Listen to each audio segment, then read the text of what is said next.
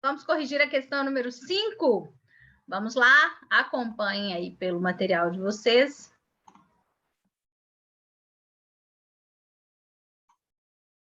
Nós vamos à questão de número 5.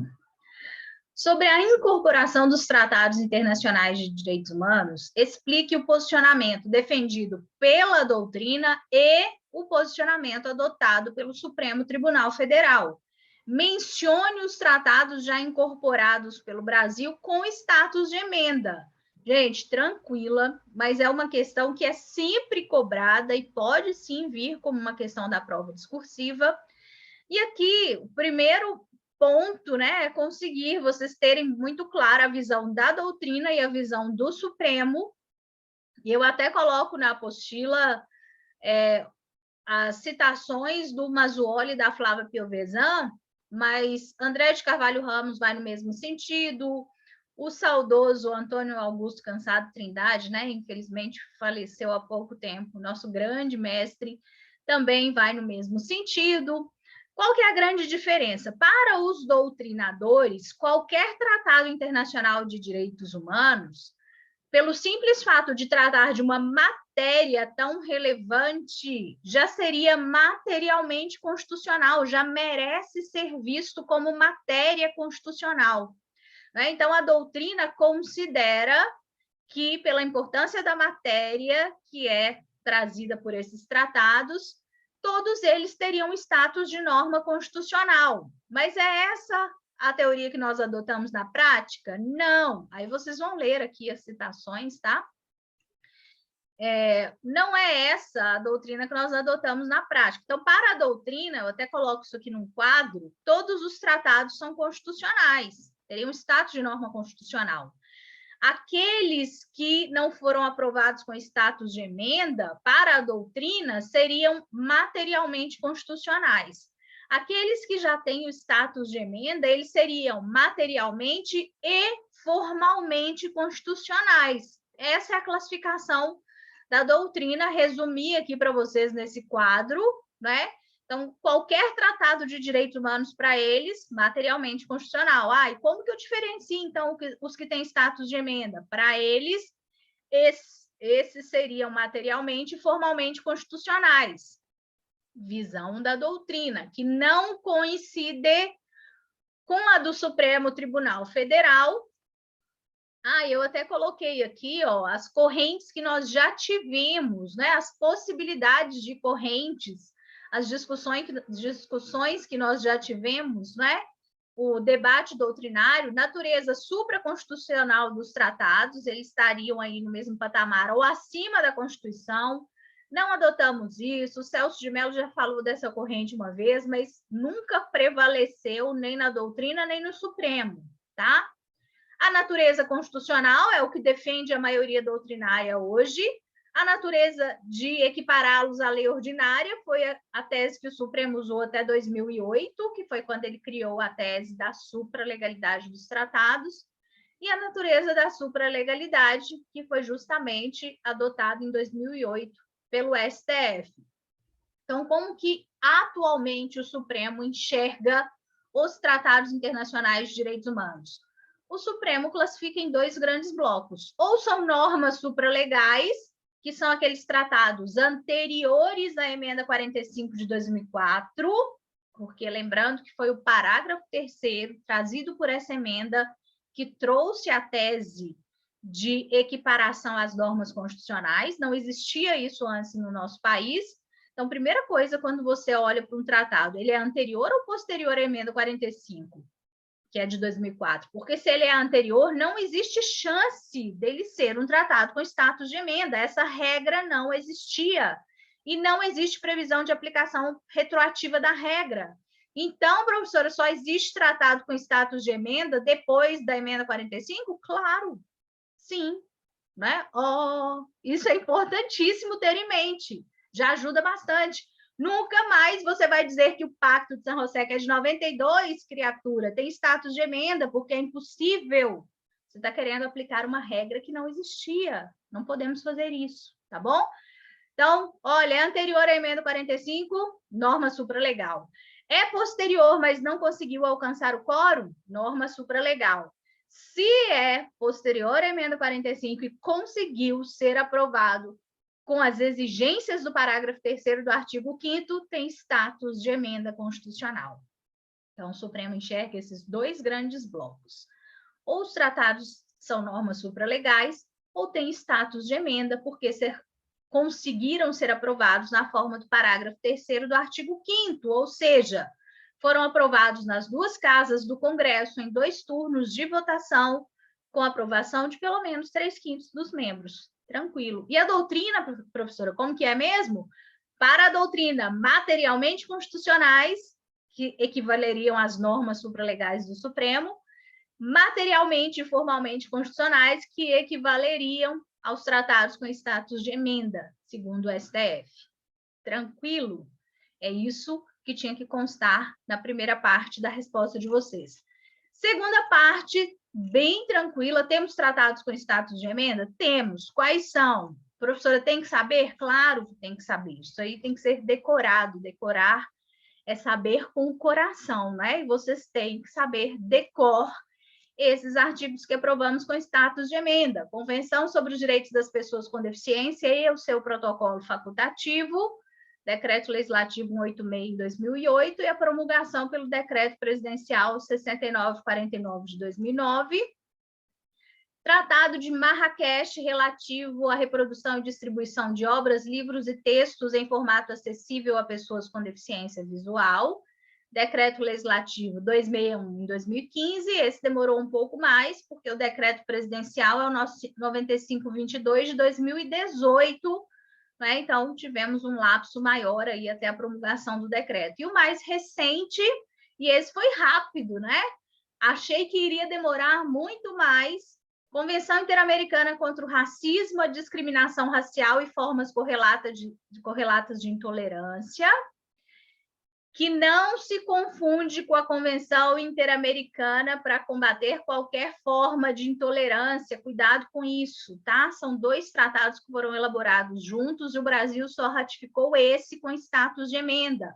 Tem que aparecer com esse nome, gente, com esse nome. Esse aqui foi aprovado pelo Decreto Legislativo número 1 de 2021, e o decreto presidencial veio no dia 10 de janeiro de 2022, é o decreto 10.932. Então, esses 3 já foram incorporados com status de emenda.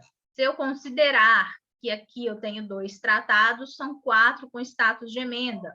Normalmente aparecem como um. São 2 tratados, mas foram aprovados pelo mesmo decreto legislativo e promulgados pelo mesmo decreto presidencial. É mais comum que as bancas considerem como um. Tá? Aí ele sempre fala a convenção e o seu protocolo facultativo, contando como um. Então, esses são os tratados que nós já aprovamos com status de emenda constitucional. Vejam que todos já foram internalizados, né? Porque para todos já tem a promulgação do decreto que o Supremo exige.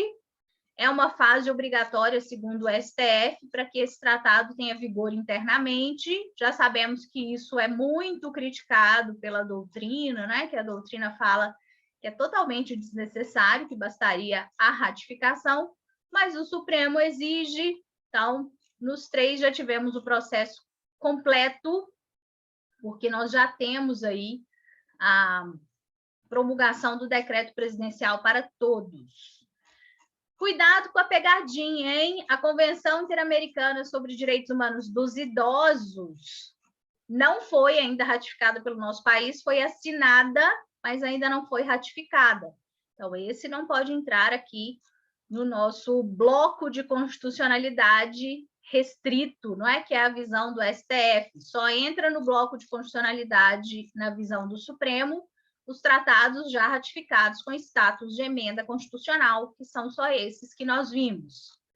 Já vamos resolver aqui também a questão número 6, que os colocaram uma sobre o TPI, porque envolve uma situação atual. A VUNESP adora o tema do Tribunal Penal Internacional, e aí eu quis chamar a atenção. Acho que nem é muito comum que as bancas cobrem situações tão atuais para as quais nós não temos ainda uma resposta, mas eu quero que vocês saibam essa resposta, tá? Ainda que não seja para a prova, para a vida. Questão número 6. Sobre a atuação do Tribunal Penal Internacional, esclareça. É possível que o TPI atue no conflito Rússia-Ucrânia, ainda que nenhum dos dois países seja signatário do Estatuto de Roma? Explique. Você tem que primeiro responder a pergunta. É possível? Sim. Explique. O que você vai explicar?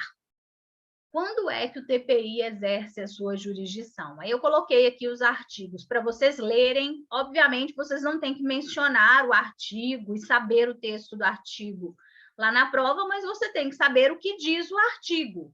Então, vocês vão ler, por favor, os artigos 12 e 13 do TPI, são artigos importantes. E aí eu coloquei aqui, ó, e aqui já é um resumo, né? De quando é que o TPI pode exercer jurisdição. Isso está lá no artigo 12.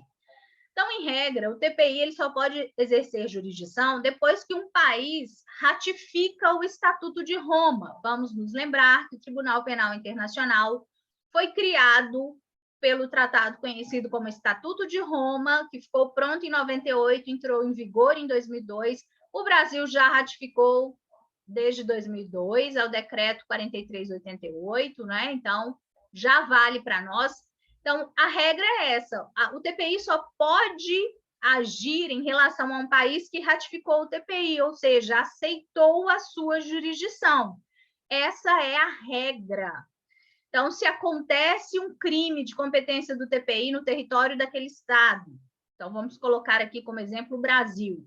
Se acontece, e lembrando que o TPI é um tribunal autônomo, independente, não é órgão da ONU, atua no sistema global ao lado da ONU, não viola a soberania dos países, porque ele só entra em ação se os países não agirem, se forem omissos, e, obviamente, né, se existir uma justificativa prevista no estatuto para que ele atue. Ele não sai por aí atuando, violando soberania. Por que eu pergunto de Rússia e Ucrânia? Porque nenhum dos dois países ratificou o Estatuto de Roma.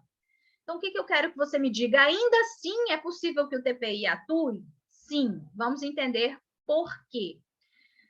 A regra geral é que o TPI atua em relação ao país que ratificou o seu estatuto. Não é o caso. Não é o Estatuto de Roma. Os países não ratificaram, então não vale a regra geral, que é a que vale para o Brasil. Se envolver o Brasil, pode atuar, não é? Pode julgar aí uma pessoa física maior de 18 anos que seja brasileira pela prática desses crimes, ou se um crime aconteceu aqui, praticado por um brasileiro? Sim, porque o Brasil aceita a jurisdição. Ah, mas Rússia e Ucrânia não aceitam. Tem outro jeito? Sim. É o que vai nos dizer, vamos voltar aqui no artigo 12, olha só.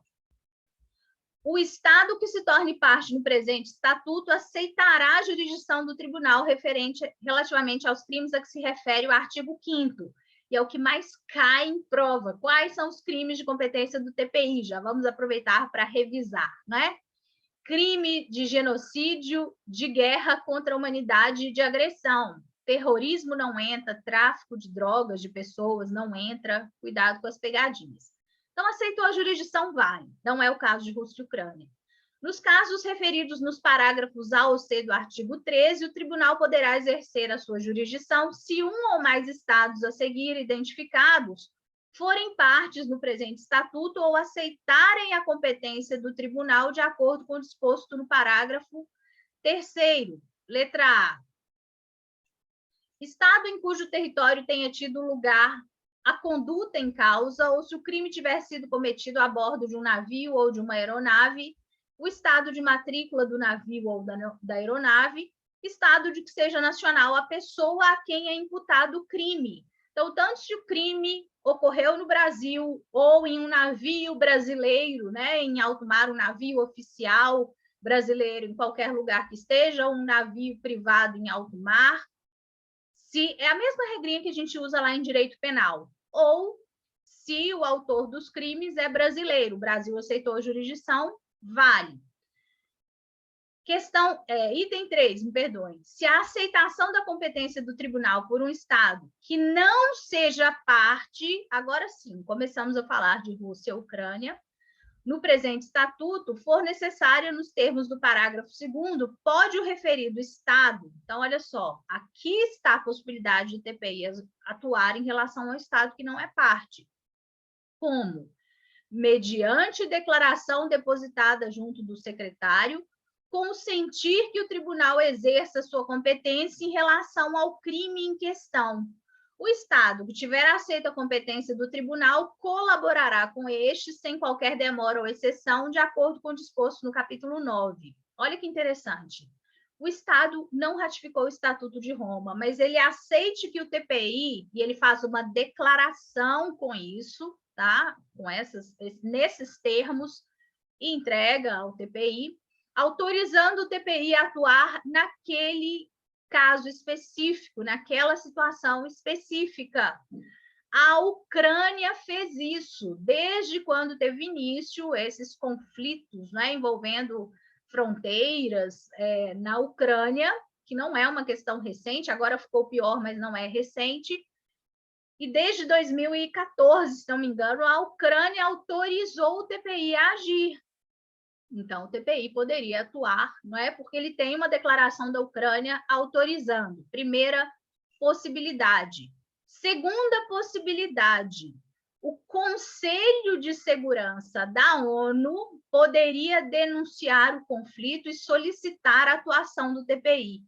Quando esse pedido vem do Conselho de Segurança, gente, o TPI não faz nem análise se ele deve ou não atuar, ele atua. É como se ele estivesse aqui cumprindo uma ordem mesmo do Conselho de Segurança. Olha o poder da ONU na atuação do TPI, apesar de o TPI não ser órgão da ONU.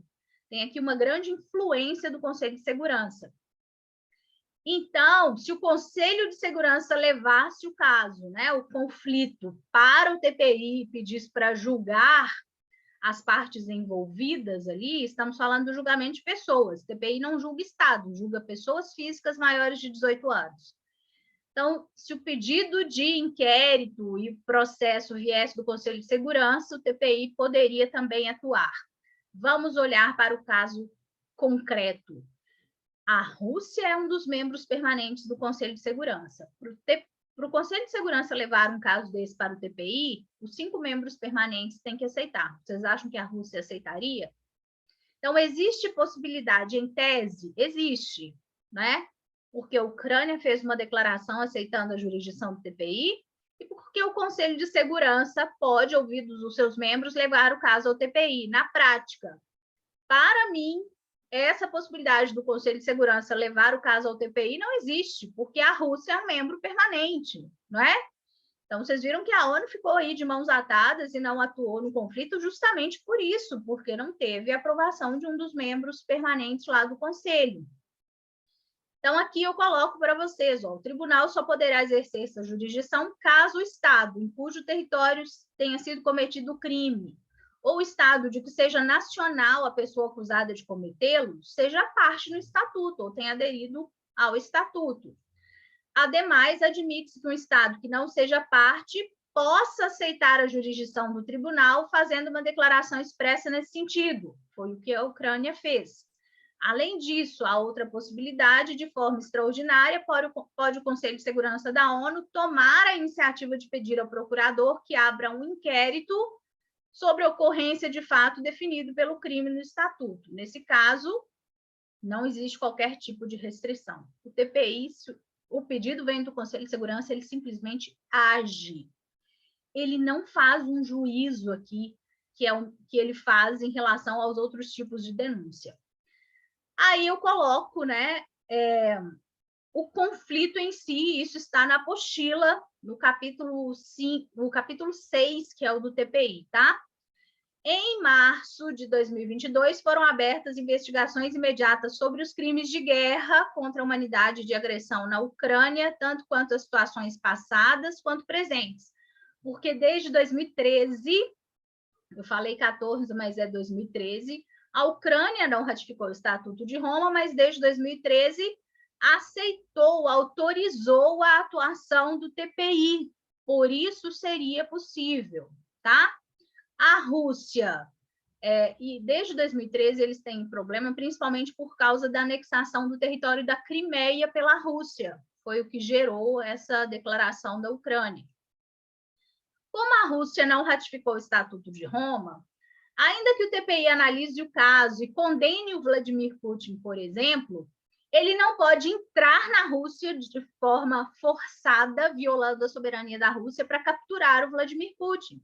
Então, supondo, ai gente, socorro, supondo que o processo acontecesse, o Vladimir Putin não poderia ser capturado em território russo. O que poderia acontecer? Suponhamos que ele fugisse para o Brasil. Como o Brasil é membro do TPI, aceitou a sua jurisdição, o Brasil poderia entregar Vladimir Putin ou qualquer outro Estado que tenha aceito a jurisdição do TPI ou a Ucrânia que aceitou a sua jurisdição, tá? Naquele caso específico. Então, são essas as possibilidades. Vamos aguardar aí o que vai acontecer. Não confundir o conflito entre estados, que está sendo julgado lá na Corte Internacional de Justiça, que é órgão da ONU e julga estados. TPI julga pessoas pela prática de crimes. Então, aqui a questão é saber se ela poderia julgar alguém no contexto do conflito Rússia-Ucrânia, tá? E aí eu já trago a possibilidade aqui, já considerando, conjecturando que o TPI julgasse Vladimir Putin. Na prática, nós não teríamos uma prisão imediata, enquanto ele ficasse lá dentro do território russo, em tese, o TPI não pode fazer nada, já que a Rússia não aceitou a jurisdição do TPI, não ratificou o Estatuto de Roma, certo? Então, fechamos aí a sexta questão. No próximo vídeo, nós voltamos a partir da questão número 7. Até já!